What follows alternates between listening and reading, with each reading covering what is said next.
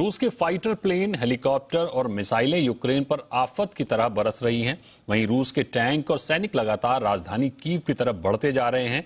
ऐसे में यूक्रेन के राष्ट्रपति ने युद्ध की रणनीति बदल दी है। अब राष्ट्रपति जेलेंस्की नागरिकों को हथियार बंटवा रहे हैं, जो घरों में रहकर रूस के सैनिकों पर हमला करने के लिए तैयार हैं।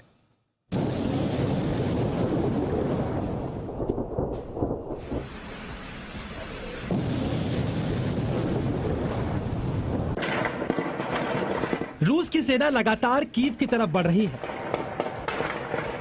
मिसाइलों की बरसात से यूक्रेन का आसमान चमक रहा है। धमाकों से यूक्रेन गूंज रहा है। यूक्रेन की सेना ने पलटवार किया है। रूस के कुछ टैंकों को भी नुकसान पहुंचा है। यूक्रेन ने रूस के सैनिकों को मारने का भी दावा किया है, लेकिन ये नुकसान रूस की बड़ी सेना के लिए बेहद मामूली है, क्योंकि ना तो रूस के पास टैंकों की कमी है, ना ही लड़ाकू विमानों की और ना ही सैनिकों की।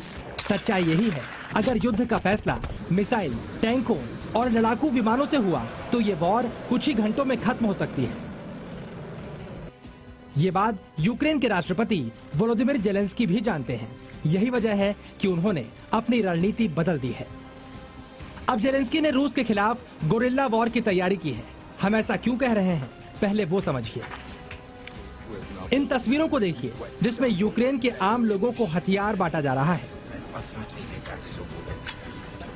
ये सभी नागरिक अपने मनपसंद का हथियार अपने साथ लेकर जा रहे हैं, लेकिन ऐसा नहीं, ये नागरिक सिर्फ हथियार लेकर जा रहे हैं।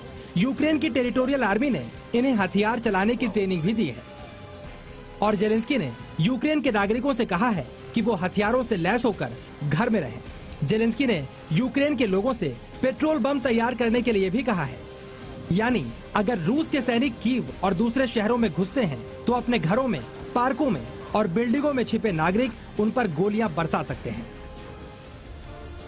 अब जरा इस तस्वीर को भी देखिए, किस तरह यूक्रेन के लोगों को रूस के सैनिकों से लड़ने के लिए ट्रेन किया गया है। इनमें से कई के पास घातक हथियार भी मौजूद हैं और बाकियों को जेलेंस्की सरकार हथियार बांट रही है। इसके अलावा रूस के सैनिकों से गोरिल्ला वॉरफेयर के लिए यूक्रेन की टेरिटोरियल आर्मी के 3 लाख सैनिक तैयार हैं। इसके अलावा राष्ट्रपति जेलेंस्की ने ऑर्डर जारी किया है कि 18 से 60 साल उम्र के लोग देश नहीं छोड़ेंगे। वहीं नागरिकों को हथियार चलाने की ट्रेनिंग भी दी गई है।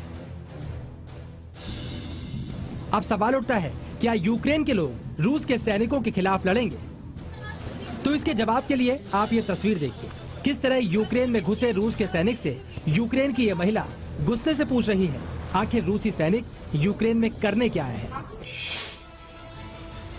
फिलहाल जेलेंस्की ने रूस का दुश्मन नंबर 1 खुद को बताया है।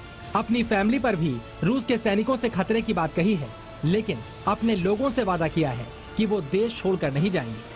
रूस के सामने यूक्रेन की सेना का बहुत ज्यादा वक्त तक टिकना मुश्किल है, लेकिन अगर यूक्रेन के लोगों ने जज्बा दिखाया तो ये गोरिल्ला वॉरफेयर रूस को परेशान भी कर सकती है। ब्यूरो रिपोर्ट, ज़ी मीडिया।